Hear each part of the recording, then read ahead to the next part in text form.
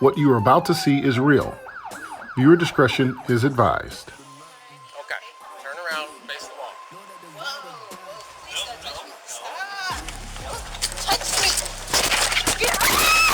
We rely on the police to keep us safe, regardless of race, gender, or age. So why do these encounters still happen? Get out! Get out! Stop resisting! Like me, you probably feel like the police used excessive force, but this video is not about why. This video will give you the confidence and the tools to recognize and de-escalate any confrontation by being cool, being smart, so you will come home alive. There are a lot of good police out there who enforce the law, and others that go too far. But you don't get to choose who you are dealing with, because one day you may have some kind of confrontation with the police. But if you use the de-escalation techniques we are about to teach you, it could literally save your life. Just because one ex-officer was charged and convicted with the killing of George Floyd does not give the rest of us a pass to say and do anything we want to all police. I know my rights, get out of my face. I'ma sue you. I'm particularly talking about black and brown people, but everyone needs to be very conscious of their interaction with the police. Be cool, be smart, and be alive. Don't run, don't argue, don't resist, even if you know and they know you are innocent. Because as we know in the street, they can be the judge, jury, and the executioner. Trayvon Martin, Michael Brown, Sandra Bland, Tamir Rice. We see so many people get irritated and immediately yell out, "I know my rights." Be smart. Show them you know your rights. You have the right to know what crime you're being accused of. But remember to do this in a calm and civilized manner and de-escalate, like this. Good evening, officer. How's it going? Did you know you were swerving between lanes? No, officer. Let me see your license and registration. My license?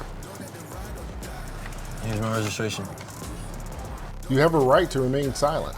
If you wish to exercise that right, say it loud, then be quiet, but comply with simple orders, like show me your driver's license and insurance.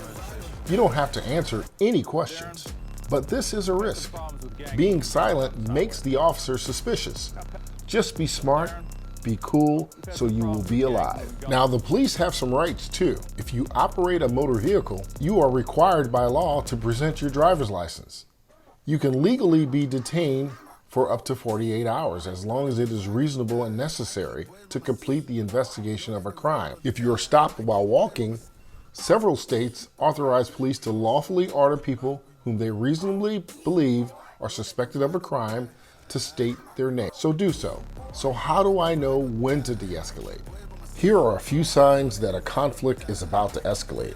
Body language.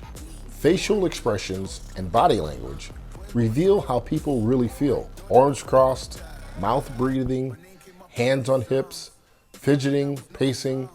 This, along with pre-fight tension, such as tightening of the jaw, fists go closed, flaring nostrils, even eyes blinking or a long stare, not letting you complete a sentence or an interruption of what you're saying. Learn to watch for them. You can feel confident after seeing this video that you will be empowered to de-escalate the situation. Be calm.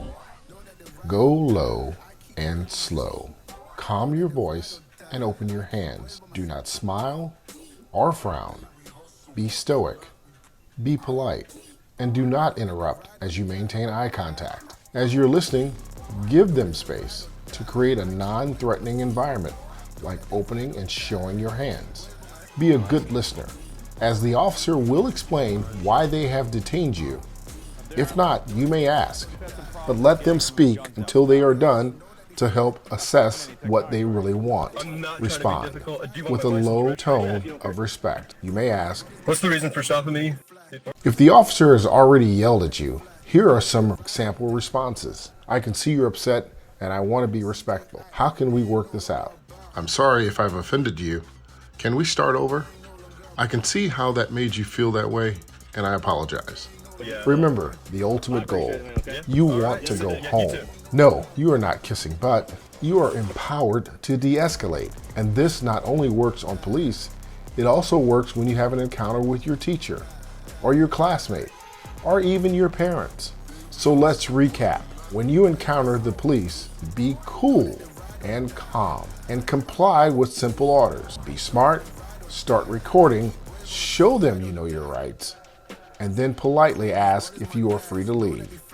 Because the ultimate goal is to go home and be alive. Police are people too, except the police have the authority to detain you and arrest you. So treat the police with some respect. The courts made a small step in the right direction and convicted the ex-officer who murdered George Floyd. Now we need to take some small steps in the same direction. So be cool, be smart, and be alive. Remember this, we would much rather come get you from jail than identify you at the morgue. Be cool, be smart, be alive.